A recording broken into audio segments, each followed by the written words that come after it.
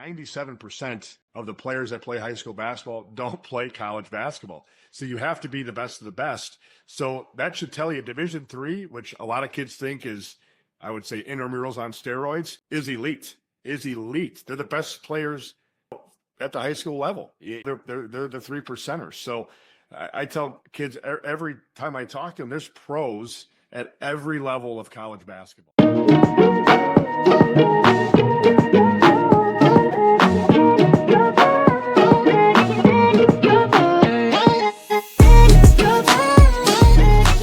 Welcome to the Recruiting Assist, brought to you by Net Results Recruiting. My name is Matt Bright. I'm a regional advisor for Net Results Recruiting. Joining me is our national director and president, Steve Schaefer. What's going on, Coacher? Hey, Matt, how are you? I'm great. I'm great. Excited to kick off this new chapter with Net Results Recruiting and how we're going to help kids all across the country. Absolutely. Yeah, I'm really fired up to get our podcast up and going and just provide some education and information to families and prospects that are out there that are, diving into this recruiting process and need some information and help and assistance. So, really excited to get going. Episode number 1, and yeah, we've got some great things to discuss tonight. Yeah. So why don't you share with the audience your background, since it's a little more spread out than mine, we'll say, Sure. of where you've coached and things like that. Yeah, so I'm originally from Chicago, Illinois. Went to high school in the suburbs there and had a really good high school career and was fortunate to be recruited by some local colleges and universities for basketball. There was nothing like Net Results Recruiting out there when I was, coming up. So had there been something like this, who knows what type of schools, might have I connected with and had an opportunity to play at. But it chose a really good small Division III school, Augustana College, where I really, had a great student athlete experience. Got hurt in college and basketball was taken away from me going into my senior year. So I decided to get into coaching and fell in love with that. And for the next 21 years after I graduated from Augustana, I coached college basketball at 3 different levels. NAI Division II and Division III basketball. I was a head coach for 11 years. I was also sports information director for a couple of years early on. I was a director of athletics for 6 years. But my passion always stayed, coaching basketball. And for 21 years, I really enjoyed that and had a great experience at many schools. Chose after COVID, I decided to get out of coaching because I have a family and, that I love. And as you know, coach, you coach for college. The lifestyle of a college coach, you're not home a lot. So decided to get out of coaching and hang up the whistle. And at that time, another recruiting service, a competing recruiting service, did not have basketball. So I jumped on with that company and I started their basketball division from scratch in 2021 and grew that into a national service. And then up until this past month, I decided, you know what, I want to start my own business and become a premier basketball recruiting service and really specialize in what I know best, and that's basketball. And so Net Results Recruiting was born, and here we are today. It's a great story. It's a great story in the opening chapter of that book. So my name is Matt Bright. I'm from St. Louis, Missouri. Somehow Shafe and I get along okay, except for during the baseball season. Um, Grew up, played high school basketball here. Was fortunate enough to go on and continue and play at the college level at Fontbonne College, now Fontbonne University. Played there for 4 years, and when I graduated with a degree in education, got into teaching, got into coaching, and coached high school basketball for 5 years. Was part of a Final Four team here in the state of Missouri, and then I broke into college coaching. I was an assistant coach at Fontbonne University at the time. I was also the head men's volleyball coach. Started the program there and was there through 2011 with the man I played for, Lee McKinney, and he passed away after his third bout with cancer. And then the university was looking for a new coach and found it in Steve Schaefer. And Schaefer, stupidly, I think at this point we can safely say, decided to keep me on the basketball staff, and so we coached together until 2014, and then he went out to the Sun out there in the land of the Sun out in the West in Phoenix, and I went back to the high school ranks and did that up until COVID, and then when COVID hit, I got out of coaching as well. And about 3 years ago, I got into the recruiting space and started helping kids here in the Midwest and a few others throughout the country. And then when Shafe approached me about a month ago about a potential opportunity, I jumped at the chance to reunite and, help him on this journey to help kids find the right fit, because that's what we're all about, is finding the right fit for kids at the college level.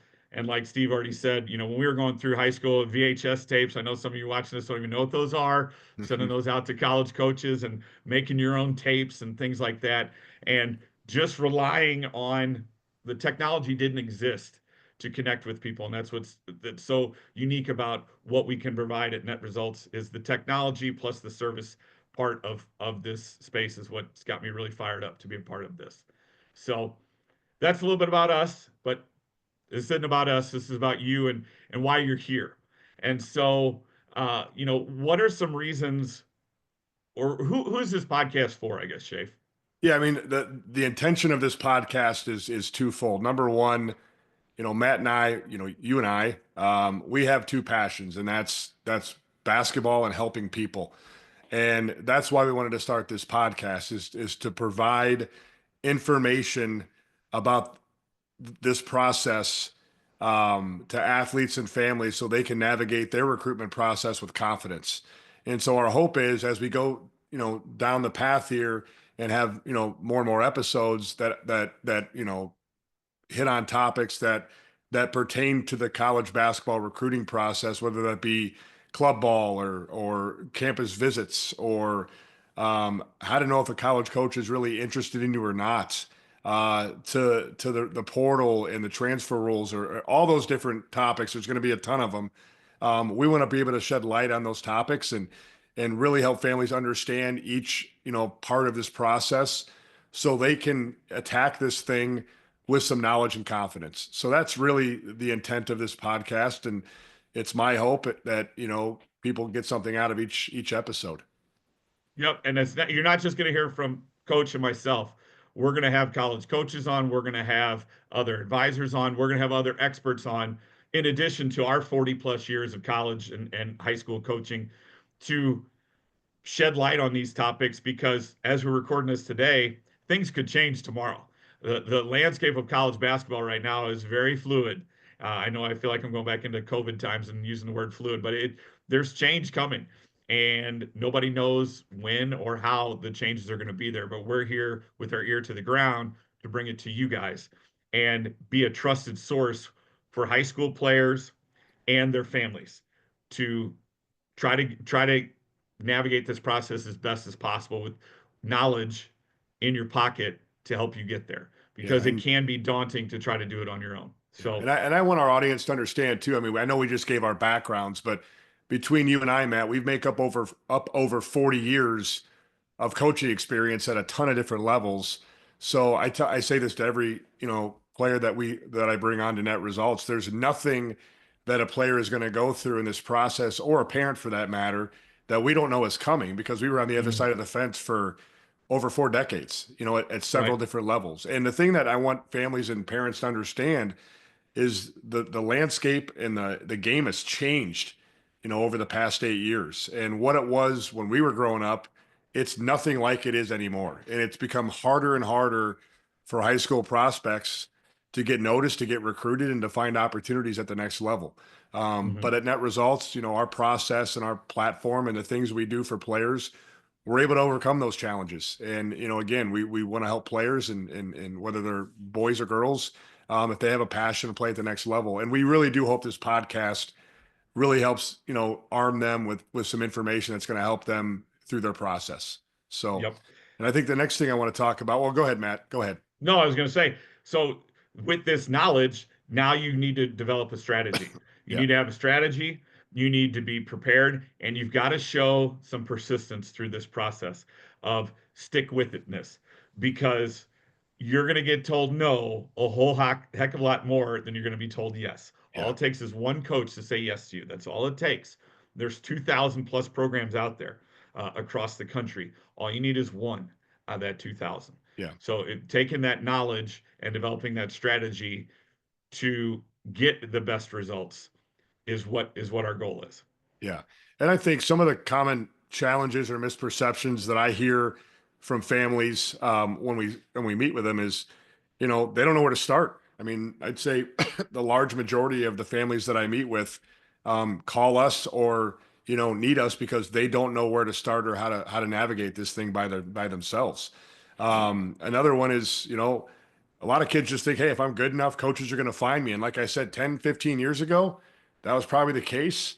It's not that way anymore. I mean, there's so many Mhm. different factors and that are making it harder for high school players. You've got the transfer portal, the unlimited transfer rule, now the junior college rules that are coming down. Like all those different things make it harder and harder for high school kids to find an opportunity because college basketball is getting older, and I think a lot of college coaches are putting more of a premium on transfers and junior college transfers over a high school kid. And I don't blame them. I mean, do you want a kid that's played 60 college basketball games at a high level, that's proven himself, and you know what you're going to get? Or do you want a high school kid that's never stepped foot on a college basketball floor? That's what high school kids are facing today, both on the men's and women's side. So, the kids that think, oh, I'm good enough, they're going to find me. That's not the way it is anymore. And I think another one is, my club or my high school coaches, they're going to help me, and they are. Most of them are going to help, and they want to help, but they have to understand they don't have a platform,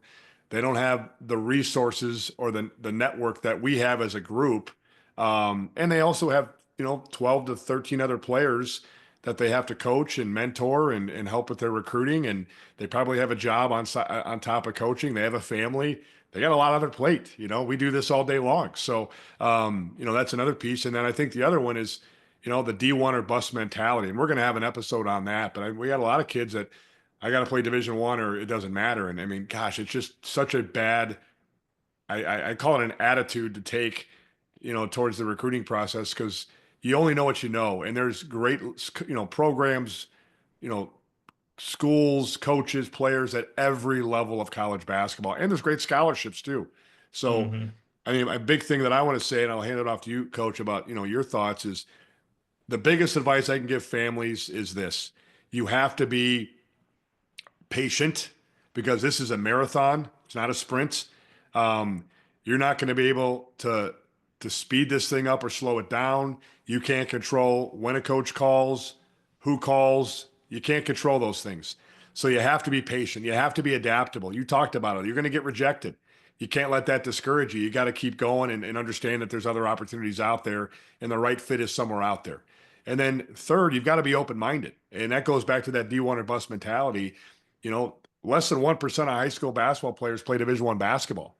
You've got to be open to other levels because there's great opportunities at other levels. So, I think that's the biggest advice that I can give families in today's age is be adaptable, be patient, be open-minded. And if you have those things, I think you're gonna enjoy and have a successful process. Mhm. And talking about that D1 or bust mentality, I was talking with one of my players the other night, and we were talking about a D1 school, and I knew going into it they were going to bring that up. And the school they mentioned, I said, "Have you looked at their roster?" They said, "No." I said, "So we pulled it up. There wasn't one high school player on their roster. Yep. Every kid was a transfer, either from a junior college or from another Division 1 or Division 2 school." And I said, "What does Yep. this tell you?" I said, "They're not. They're just not going to take it." And something else, another challenge is the potential of, and I know there's legislation out there right now, of 5 years of eligibility. That happens again. Hmm. If I'm a college coach, I can get my 22-year-old senior to come back for another year, or I can get this 18-year-old kid that I need to teach him or her everything. I know who I'm taking. I'm taking the 23-year-old. They're going to be even better. Yep. So that's another challenge. And again, that may be up to the courts. And there's so much changing right now in the world of college basketball. It, as you said already, Steve, it's becoming harder and harder for high school kids to get there. But the patience, the adaptability, and the life skill of handling rejection, you're Yep. going to be told no so many more times, and that's okay. It's everyone's got a dream school out there, right? If this were the case, Duke would have a million players on their roster. South Carolina on the women's side would have a million girls on it. They can't. So you've got to be realistic with that. And you mentioned earlier, a lot of times these families don't know where to start. They don't know what's even out there. All they know is Yes. Division 1 when they fill up their bracket in March in their office pool, and they're Yeah. then they're filling out, and then they watch and they say, "Oh, this is all there is." So let's talk a little bit about the difference in levels of what is the difference in the levels of college basketball at a real surface level? We'll get way deeper in this in another episode. Yeah, I think that's a really good kind of starting point is families, players need to understand levels. And you know, there's several different levels of college basketball, NCAA Division One, Division Two, Division Three. You have NAIA, you have junior college, and you also have, you know, the UCCAA and the NCCA schools, which are kind of small Christian private schools that have their own governing bodies. And so there's a lot of opportunity out there. There's over 2,000 colleges and universities that sponsor men's and women's basketball programs throughout the U.S. And every level is elite. Like I said before, only roughly about 3.5% of high school basketball players get an opportunity to play college basketball. So 97% of the players that play high school basketball don't play college basketball. So you have to be the best of the best. So that should tell you Division III, which a lot of kids think is, I would say, intramurals on steroids, is elite. Is elite. They're the best players, you know, at the high school level. You know, they're the 3%ers. So I tell kids every time I talk to them, there's pros at every level of college basketball. And the difference is, you know, Division I versus the other levels, or, you know, Division II versus Division III. It might be a little bit of size, a little bit of athleticism, you know, and things like that. That's the difference. You know, guys at the scholarship level are playing above the rim, you know, or in guys at the non-scholarship level are probably playing, you know, the majority of them, I mean, are probably playing on or below the rim. So that's a big difference. You know, guards at the Division I level are probably, you know, really, really, you know, elite, quick. You can get away with being 6 foot, but you better be the quickest guy in the gym and be an elite shooter with range. I think the average Division I guard's probably anywhere from, you know, 6'2" to 6'4", I would say. Whereas I think at the small college level, you know, D3 NAI, you're going to have 5'8" to, you know, 6'1" guards, you know, and you'll have some bigger guards as well, but there's probably a deficiency there, and that's why they're playing at that level, you know. So, but skill wise, there's super skilled guys at every level of basketball. So, you know, Mhm. your big guys at the small college level or anywhere, and when I mean small college, D2, D3, and I, they're probably anywhere from 6'5" to 6'8", and then obviously at the Division I level, they're 6'8" to 7 foot, you know. So depending on Mhm. how that team plays and those types of things. So you know, it's a size thing, it's an athletic thing, it's not always a skill thing. So I think that's the first thing that families and players need to understand is that. Mhm. And the other part of that is the academics that go with the school. Some of your higher level academics institutions are going to fall in the Division III level. Yeah, Um, MIT and Caltech, arguably the two hardest schools in the country to get into, are both Division III schools. yeah, And you have your Ivy League and you have some other I don't want to say outliers, but other schools in the Division I level. But most of the top academic schools are going to fall in that Division III level, unless it's a niche school. There are some Division II schools out there that are super high academic, but they may focus on engineering or something yeah, like that. You know, Colorado School of Mines, Missouri S&T, you know, places like that, where again, you talk about 3.5% go on to play in college. They go on to play after that. That number just keeps getting smaller and smaller and smaller, right? So you're making a 40-year commitment, not a 4-year commitment. That degree is going to set up your son or daughter for the rest of their life. And so finding the school that is the right fit athletically and academically for what they're interested in is what we help families do.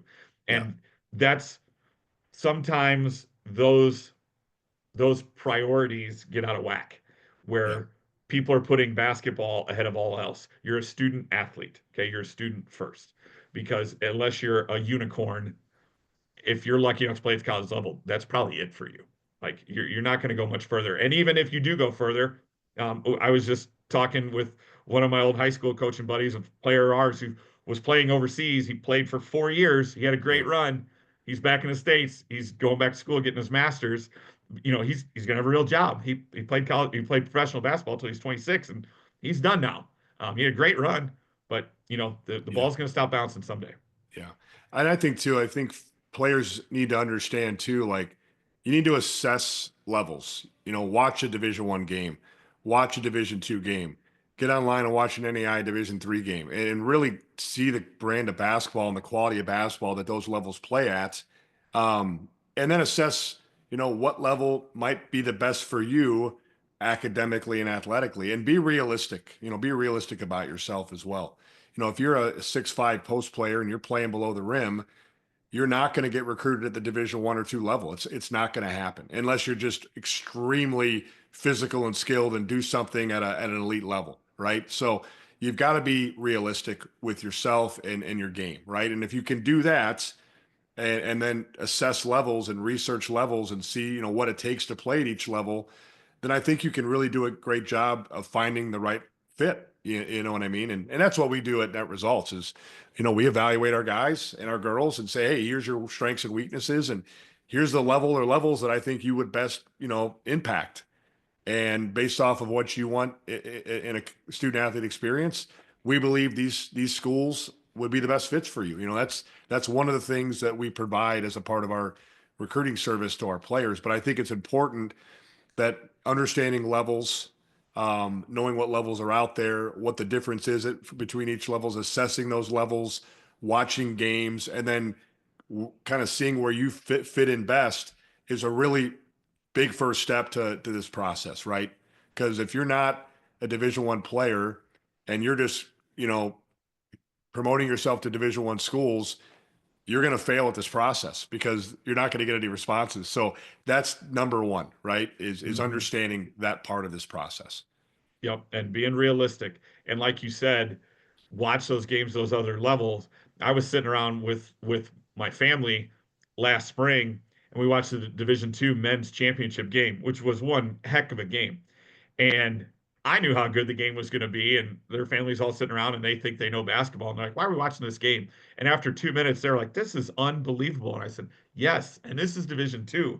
Like, you don't realize how freaking good these players are and what it takes to play there. And again, Yep. looking at their roster, those teams were loaded with college players from other schools. So being realistic about it and keeping your ego in check. Okay. It's okay to have a dream school. That's great. To shoot for, I want to play at Kentucky. I want to play at UCLA. I want to play at these. That's great.